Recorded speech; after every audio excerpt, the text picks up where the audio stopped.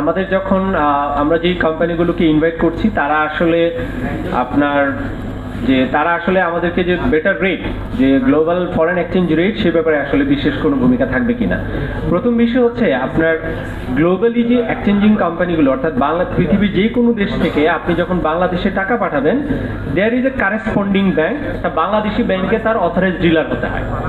সেটা আপনি ওয়্যার করেন, সুইফট করেন, যে কোনো, ধরেন পেপাল বাংলাদেশে আসলো, রাইট? পেপাল কি করে লোকাল ব্যাংকে ডিপোজিট দেয়।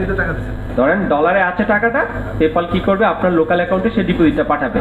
তার মানে there will be some corresponding bank, এবং সেটা বাংলাদেশের সকল ব্যাংকও হইতে পারে, অথবা দুই একটা তাদের অথরাইজ ডিলার ব্যাংক হইতে পারে। ওই ব্যাংক আসলে ডিসাইড করে রেটটা কি হয়। যেমন আপনি যদি ফর এক্সাম্পল, আমি যদি আপনাকে উদাহরণ দিই, যেমন আমরা যারা ওয়াইজে টাকা নিয়ে আসতাম, রাইট? আমাদের ওয়াইজ থেকে যে বাংলাদেশে টাকা হইতো, ওয়াইজের সেটেলমেন্ট ব্যাংক ছিল বাংলাদেশে হচ্ছে মিউচুয়াল ট্রাস্ট ব্যাংক।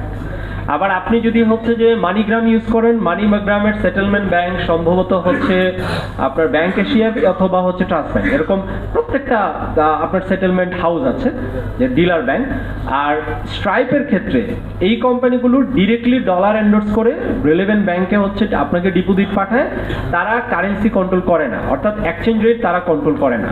যেই সেটেলমেন্ট ব্যাংকের মাধ্যমে টাকাটা ডিপোজিট হবে, সেই ব্যাংক আসলে হচ্ছে আপনার রেটটা ডিসাইড করে। এখন ধরেন সেক্ষেত্রে আপনার যেমন ধরেন এক এক ব্যাংক, আমাদের বাংলাদেশি যে এক্সচেঞ্জ রেটগুলো কেন ভেরি করে, এক্সচেঞ্জ হাউসের কারণে, যে কোন এক্সচেঞ্জ হাউস কোন ব্যাংকের সাথে আসলে কোলাবোরেট করছে। এটা হচ্ছে আপনার প্রথম প্রশ্নের উত্তর। তার মানে হচ্ছে যে একটা এবার আসেন দ্বিতীয় ব্যাপার হচ্ছে, এটার সাথে একটা রিলেভেন্ট ব্যাপার হচ্ছে যে ফরেন রেমিটেন্স, অর্থাৎ স্পেশালি P2P এক্সচেঞ্জার যেমন MoneyGram, western union, Riya money transfer, এই ধরনের রেটগুলো বাংলাদেশ ব্যাংকের সুইফটের রেটের চেয়ে কেন বেশি থাকে। এটা একটা মানে কমন প্রশ্ন। আমরা দেখি যে আমরা যদি ক্লায়েন্ট আমাদেরকে টাকা পাঠাই, রেট বেশি আসে, কিন্তু আমি যদি ব্যাংকিং চ্যানেলে আসি, রেট একটু কম আসে, রাইট? কেননা বাংলাদেশ ব্যাংকের সুইফট পারচেজের নির্ধারিত রেট রয়েছে, বাট এক্সচেঞ্জারগুলো তাদের বিজনেসের ভলিউমকে এক্সকেলেট করার জন্য তারা বেশি রেটে আসলে কিনে। ওই টাকাটা আসলে এক্সচেঞ্জ হাউস বিজনেসের জন্য ভর্তুকি দেয়। যেমন বাংলাদেশ ব্যাংকের যদি রেট আজকে 120 টাকা থাকে, আপনি দেখবেন যে এক্সচেঞ্জ হাউসগুলো 121 টাকা 50 পয়সা, কে 121 টাকা 32 পয়সা। এই যে ফ্র্যাকশনটা আপনি দেখেন, এই ফ্র্যাকশনটা আসলে এক্সচেঞ্জ হাউসগুলো তাদের ইউজার বাড়ানোর কারণে তারা হচ্ছে এন্ডোর্সমেন্ট করে। তারা মার্কেট রেট থেকে এক্সচেঞ্জ রেটে যে কমিশনটা জেনারেট করে, সেটার একটা বড় অংশ হয়তো বা তারা কাস্টমারদেরকে কম্পেনসেট করার চেষ্টা করে। এটা হচ্ছে আপনার দ্বিতীয়, মানে প্রথম প্রশ্নের সেকেন্ড উত্তর।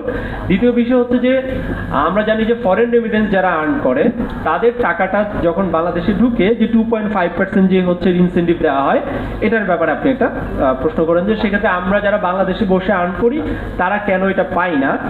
এটার জন্য আসলে কিছু গত কয়েক বছর ধরে আলোচনা হচ্ছে, যে সরকার বিভিন্ন সময় বলছে যে তারা আলাদা একটা নাম্বার হয়তো বা আমাদেরকে দিবে, বাট এই টাকাটা এখন পর্যন্ত বাংলাদেশি ব্যাংকগুলোকে ক্যাটাগরাইজ করতে পারে না, যে আপনি কি হচ্ছে যে কোনো কোম্পানির টাকা আনতেছেন, নাকি হচ্ছে যে আপনি বাংলাদেশে বসে আয় করতেছেন। যেমন আপনি জানেন বাংলাদেশে বসে যদি আপনি ইন্টারন্যাশনালি কোনো রিমোট জব করেন, আপনার বাংলাদেশকে আপনাকে কিন্তু 10% ট্যাক্স দিতে হবে, কেননা আপনি দেশে বসে কাজ করতেছেন, রাইট? কিন্তু সরকার চাইলে এটাকে আলাদা প্রভিশনের মাধ্যমে এটাকে রিভোক করতে পারে। যেহেতু আগে কোনো এক সময় এটা কেন এই প্রভিশনটা করা হয়েছে এটা আমাদের জানা দরকার। বাংলাদেশে অনেক মানুষ মাল্টি ন্যাশনাল কোম্পানিতে কাজ করে, যাদের স্যালারি অন্য কোনো দেশের হেডকোয়ার্টার থেকে ডিসপ্যাচ হয়, সে কাজ করতেছে এখানে, তার অফিস এখানে।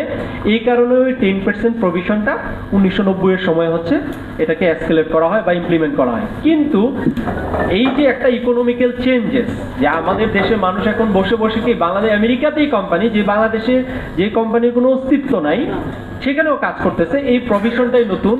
এটার অ্যাডাপ্টেবিলিটি আমাদের দরকার, পলিসি মেকিং এর জায়গায় চেঞ্জেস দরকার। সেটা যদি করা হয় তাহলে ওই 10% যে ইস্যুটা আছে সেটাও তো ট্যাক্সটা উঠে যাবে। এবং বাংলাদেশে বসে আমার তো মনে হয় সরকার এক্ষেত্রে আরো বেশি ইনসেন্টিভাইজ করা উচিত আমাদেরকে। কেন আমরা দেশে বসে পুরো রেমিটেন্স আমরা নিয়ে আসতেছি। একজন ফরেন ওয়েজ আর্নার, একজন প্রবাসী যখন বিদেশে থাকে, সে যা বেতন পায় তাকে কিন্তু ওই দেশের মাটিতে তার খরচ করতে হয়, খাবার কিনতে হয়, বাসা ভাড়া দিতে হয়। যার বেতনের একটা সিংহভাগ কিন্তু সে ওই দেশের ইকোনমিতেই কন্ট্রিবিউট করে, ঠিক কিনা বলেন?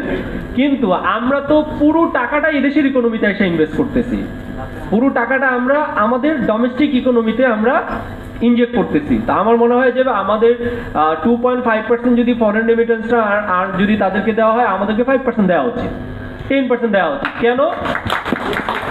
কারণটা লজিক্যাল। আপনি যদি আমরা লজিক্যালি চিন্তা করতে পছন্দ করি, আমি এমন কোনো দাবি এখানে উত্থাপন করতে ইচ্ছুক নই, বা আমাদের এই পুরো আমরা যারা এখানে আমাদের কমিউনিটি ভাই আমরা যারা আসছি, আমরা এমন কোনো কিছু দাবি করতে ইচ্ছুক নই যেটা যৌক্তিক না। আপনি দেখেন একজন ফরেন রেমিটেন্স, কেউ একজন সৌদিতে থাকুক, দুবাইতে থাকুক, আমেরিকাতে থাকুক, উনি যদি কথার কথা 5,000 টাকা বেতন পান, ওনাকে 3,000 টাকা ওই দেশের ইকোনমিতে ইম্পোর্ট করতে হয়। তাকে বাসা ভাড়া দিতে হয়, তাকে ওই দেশের গাড়ি ইউজ করতে হয়, কমিউনিকেশন, ট্রান্সপোর্টেশন, ফুড সবকিছু সে দেশে খরচ করে।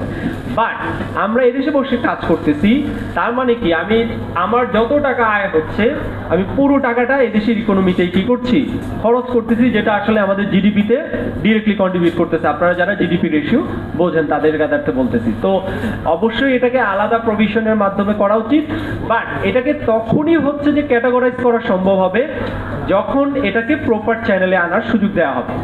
কারণ ওয়েস্টার্ন ইউনিয়ন বা মানিগ্রামের এই যে P2P সিস্টেমকে ডিজাইন করা হয়েছে এইভাবেই যে যারা বিদেশে থাকে তারা তাদের দেশের লোককে টাকা পাঠাবে। এখন আপনি যখন ওই মাধ্যমে টাকা পাঠান, আমাদের কোনো ক্লায়েন্টও যদি টাকা পাঠায়, এটা ধরে নেওয়া হয় যে ওখানে কেউ একজন থাকে, ফ্যামিলির কেউ, সে তার পরিবার, বন্ধু বান্ধব, আত্মীয় স্বজনের কাছে টাকা পাঠানো হচ্ছে। এটাকে আলাদা সেপারেট করার কোনো প্রপার প্রসেস, পলিসি কিছুই এখন পর্যন্ত ওরকম ডিজাইন করা হয়নি যেটার মাধ্যমে এটা সেপারেট করা যাবে যে আমরা দেশে বসেই পুরো টাকাটা আয় করছি। তো আমার মনে হয় ওভারঅল পলিসিতে এটাও চেঞ্জেস আসতে পারে, তাহলে হয়তো আমরা এটার বেনিফিট প্রপারলি পাবো।